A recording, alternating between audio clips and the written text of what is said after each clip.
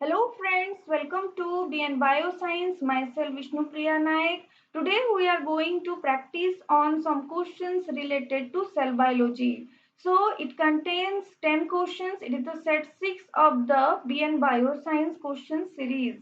So अगर आप लोगों ने लाइक नहीं किया है तो लाइक कीजिए एंड सब्सक्राइब कीजिए. तो चलते हैं. Number 1.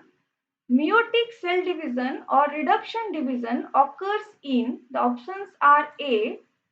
Cells of liver, B. Mesenchyme cells, C. Reproductive cells, D. Zygote. तो यहाँ क्वेश्चन है मियोटिक सेल डिवीजन जो एक रिडक्शनल डिवीजन है वो कहाँ पे होता है. So the answer is C, reproductive cells. Reproductive cells are the gamete cells and meiosis process में reductional process है जिसमें 2n number of zygote they or the cell that is the that converted to or that divided into 4 daughter cells of the n number of chromosomes, haploid chromosomes. Okay, so ये meiosis process जो है reproductive cell में होता है, gametes में होता है. So the next question is number 2. The sedimentation constant of eukaryotic ribosomes is generally 80S.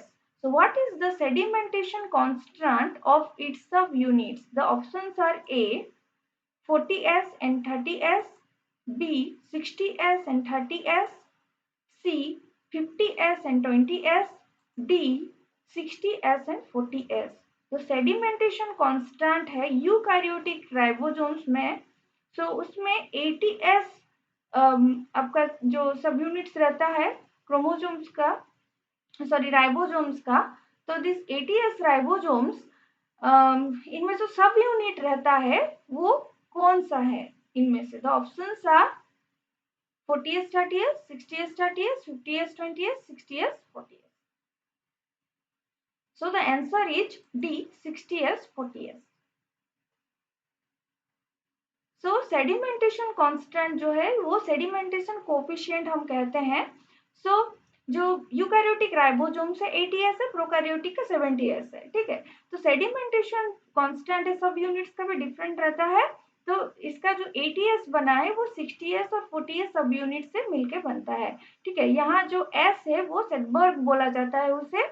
It is the sedimentation coefficient बोलेंगे. ठीक है, सो इनमें से जो आरआरएनए जो उसका प्रोटीन्स है दैट इज डिफरेंट रहता है, उसीलिए जब मिल जाते हैं they will form the 80S. So next question is number 3. Mitochondria were first observed in muscles of insect wing by, the options are A. Colliner, B. Robert Brown, C. Altman, D. Robert Hooke. तो mitochondria सबसे पहले किसने उद्भावन किया था या किसने उसको ऑब्जर्व किया था. बेसिकली ये ऑब्जर्व हुआ था इंसेक्ट के मसल्स में, विंग के जो मसल्स हैं वहां देखा गया था. सो द आंसर इज कोलिनर. कोलिनर ने इसे 1857 में इसे देखा था इंसेक्ट के मसल्स में. ठीक है, और उसको सार्कोजोम्स बोला गया था. उस टाइम उन्होंने नाम दिया था माइटोकॉन्ड्रिया को सार्कोजोम्स क्योंकि ये मसल्स में पाए गए थे. पर लेटर ऑन इन 1897 बेंडा ने इसे नाम दिया था mitochondria. So the next question is number 4. The region of cell where transition of ER membranes into Golgi membranes occurs is called, the options are A. Trans area, B. Zone of exclusion, C. GERL region, D. Trans Golgi network. तो कौन से area में cell के endoplasmic reticulum का membrane Golgi membrane में transform होता है. So the answer is B. Zone of exclusion. Zone of exclusion वो एरिया है जहां कोई भी सेल मेम्ब्रेन नहीं मिलता है, ओनली एंडोप्लाज्मिक रेटिकुलम मिलते हैं. सो इस एरिया में एंडोप्लाज्मिक रेटिकुलम मेम्ब्रेन वो गोल्गी मेम्ब्रेन में कन्वर्ट हो जाता है, ट्रांसफॉर्म होता है. So the next question is number 5. Microbodies which transform fats into carbohydrates during seed germination are called as, the options are A. peroxisomes, B. Sparosomes, C. Glycosomes, D. Lysosomes. जो micro bodies हैं जो fats को carbohydrate में convert करते हैं seed germination में, तो इनमें से कौन से हैं? So the answer is C, glyoxysomes. Glyoxysomes जो है वो पेरोक्सिजोम्स की तरह है, पर ये प्लांट्स में पाए जाते हैं। जब सीड जर्मिनेशन होता है तो जो फैट्स जो एक्युमुलेट होता है, बनता है जो एंडोस्पर्म में, वो कार्बोहाइड्रेट में कन्वर्ट होता है। It converted to carbohydrates by glyoxylate your cycle. Okay, glyoxylate cycle है कि modified form of Krebs cycle. So the next question is number 6. Cellular organelle containing hydrolytic enzymes are, the options are A. Golgi body, B. Ribosome, C. Endoplasmic reticulum, D. Lysosomes. इनमें से कौन से cell ऑर्गेनेले में hydrolytic enzymes रहते हैं? So the answer is D. Lysosomes. Lysosomes में hydrolytic enzymes रहते हैं। डाइजेस्टिव पावर इसका बहुत स्ट्रॉन्ग रहता है, फेगोसाइटिक नेचर रखता है। तो इसके आसपास जो भी सेल रहते हैं, ये रेयर केसेस में ये उनको डिसॉल्व कर लेता है, तो इसे एक suicidal bag of the cell भी बोला जाता है। तो next question is number 7. Shrunken appearance of erythrocytes is called as, the options are A. Plasmolysis, B. Deplasmolysis, C. Incipient plasmolysis, D. Crenations. The answer is D. Crenations.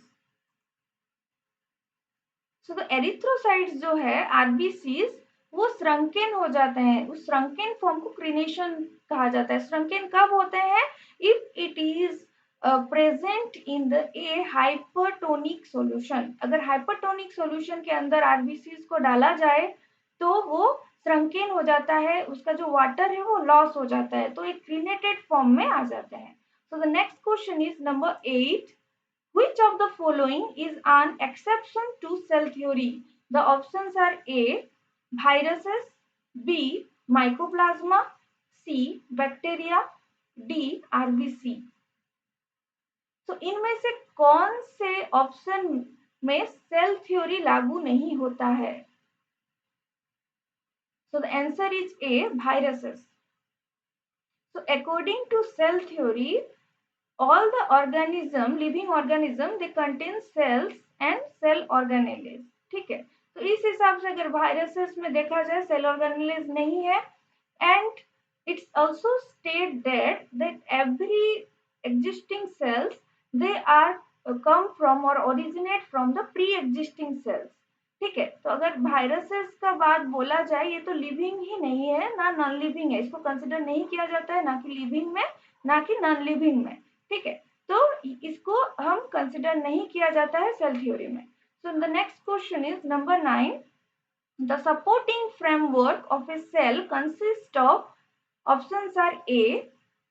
microtubules, B. microfilaments, C. both of these, D. none of these.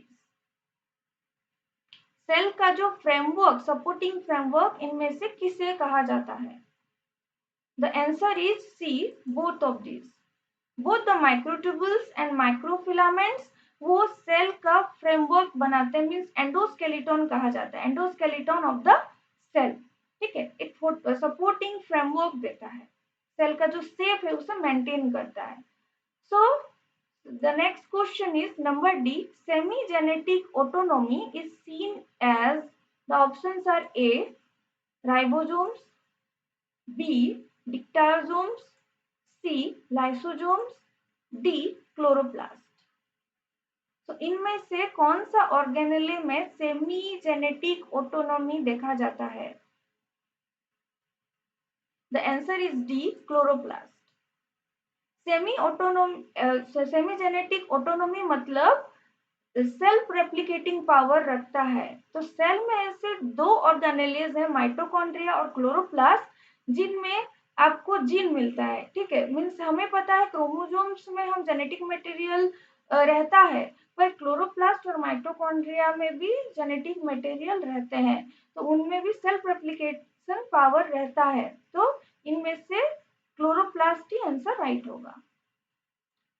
सो आज का session यहाँ खत्म होता है, ठीक है। सो अगर आप लोगों ने कोई लाइक नहीं किया है तो लाइक कीजिए, शेयर कीजिए, सब्सक्राइब कीजिए और बेल आइकन को तो जरूर दबाइए, ताकि जब नेक्स्ट हमारा वीडियो आएगा तो आपको नोटिफिकेशन मिल जाएगा। और इसका जो पीडीएफ फॉर्म है आपको डिस्क्रिप्शन बॉक्स में मिल जाएगा। तो मिलते हैं हम नेक्स्ट सेशन में, तब तक के लिए जय हिंद।